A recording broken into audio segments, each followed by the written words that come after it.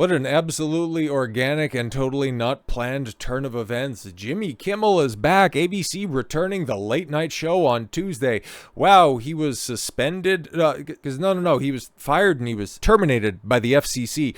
Trump led the campaign personally. He was making phone calls and he was getting all of his biggest critics silenced. No. That's definitely what happened. And then 3 days later, oh, he's back. Oh, okay, cool. Honestly, I'll just go ahead and get out in front of this. I've seen some people speculate, and I kind of believe in the credibility on this one. The way that the media wants to go ahead and sweep the Charlie Kirk situation under the rug, yeah, they're using this to somehow supplant that. And for the most part, especially from the people still adhering to mass media, oh, it's working. It's pathetic, but it absolutely is working, because they wanted to make the whole Jimmy Kimmel situation where he had stupid-ass Stephen Colbert come out and say, oh, we're all Jimmy Kimmel. How they wanted to go out there and just openly lie about the situation. And all of which ended up being the support of a serial liar like Jimmy Kimmel. And the reason that he was temporarily suspended, he never lost a job, he never lost a gig at all, was because he knowingly, willfully, and gleefully slandered segment of the population, and he lied to stoke political division. It is definitely an actionable offense. No, it's free speech, because obviously free speech also protects calls to violence and slander and libel. Of course you're allowed to do that. Anyways, ABC just revealed that Jimmy Kimmel Live is returning Tuesday night after thoughtful conversations with parent company Disney. Yeah, we can take a look at the statement, might as well. So the statement on Jimmy Kimmel Live from the Walt Disney Company. The Walt Disney Company issued the following statement today regarding Jimmy Kimmel Live. Last Wednesday, we made the decision to suspend production on the show to avoid further inflaming a tense situation at an emotional moment for our country. Interesting. Which is that, Disney? Do you want to go ahead and get specific on it? It is a decision we made because we felt some of the comments were ill-timed and thus insensitive. We have spent the last days having thoughtful conversations with Jimmy, and after those conversations, we reached the decision to return the show on Tuesday. And as Piers Morgan points out, so Kimmel wasn't canceled by Trump or the FCC after all, but temporarily suspended by his employers because they thought what he said was ill-timed and insensitive. Yeah, exactly. Because what were his statements after all? Well, Kimmel, on his show last Monday, and when we talked about this, I thought this came out on Thursday, a day after the shooting, or Friday or something like that, because I don't watch this stuff. Nobody watches his stuff anyways. But it was still at the time where there was a lot of hazy information that this wasn't quite clear.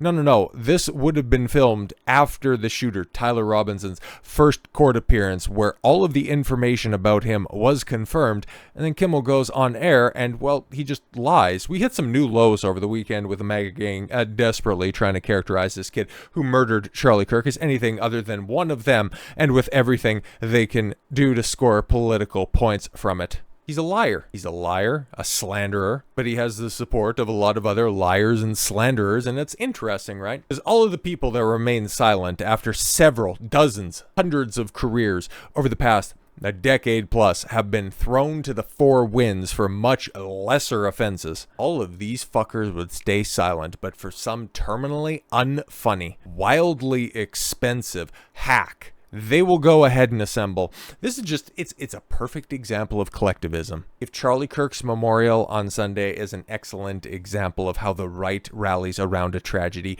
this Jimmy Kimmel situation is a perfect example of how the left rallies around a situation. All of the roaches come out from under the floorboards in order to prop up their little fucking mouthpiece.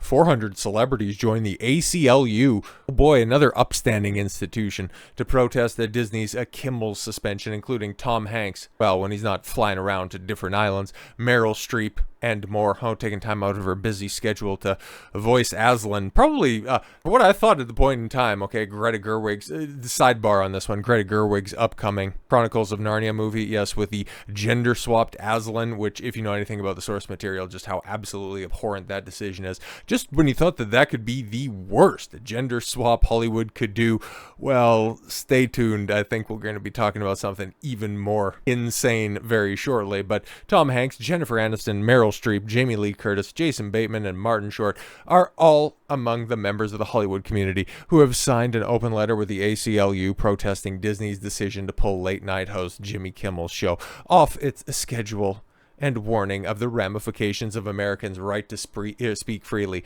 Where the fuck have you been? Letter says that efforts to pressure artists, journalists, and others with retaliation for their speech strike at the heart of what it means to live in a free country. Oh, go fuck yourself. Your silence over the past decade speaks more than your fucking maudlin apology. But no, even going back to, yeah, it was a tense time, a tense situation, emotional for our country.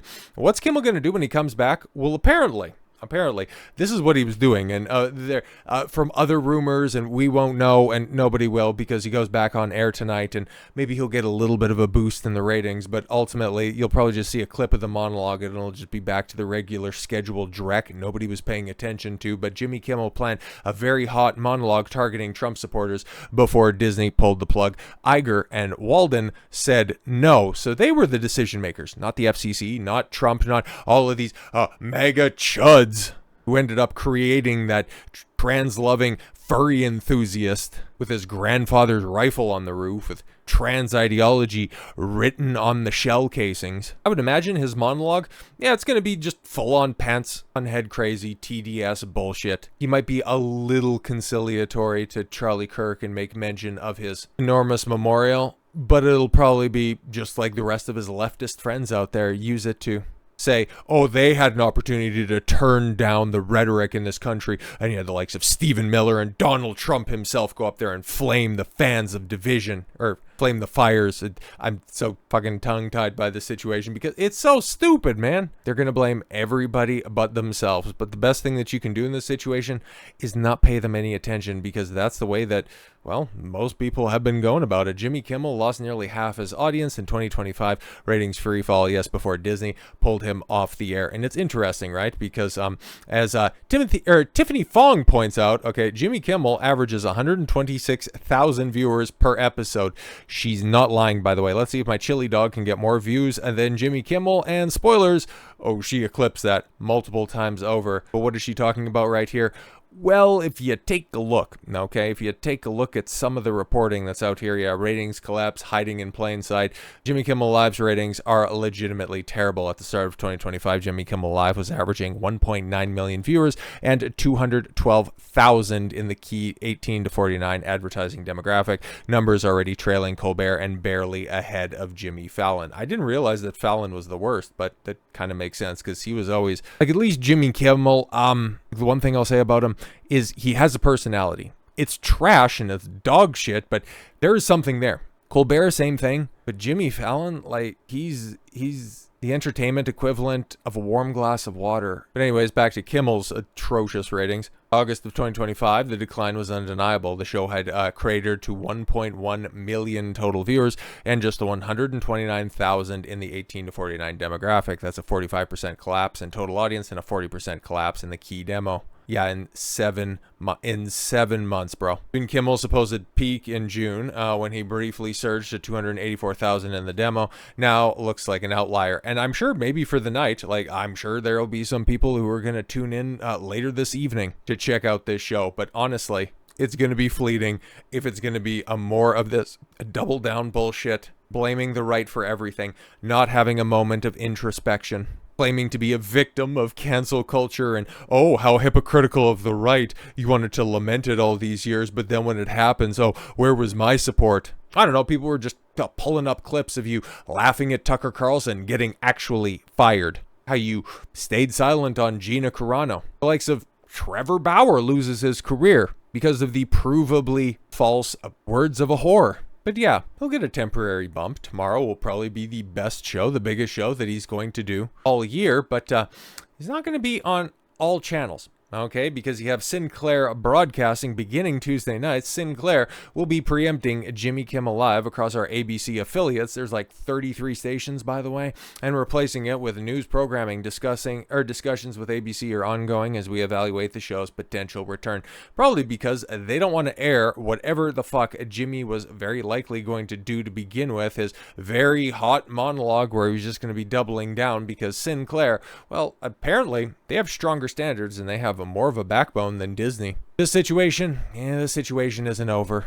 But at this point in time, I'm not looking for any consistency out of Disney. I'm not looking for introspection out of Jimmy Kimmel, nor would I want it. I will just go back to what I have always thought about Jimmy Kimmel, and I will think about him as often as I thought about Jimmy Kimmel. And that is best summarized with 2 words: absolutely never. So with all that said, thank you all very much for the gift of your time. I've been Don Consuelo. I want you to follow your gut and get after it. Take care, everyone.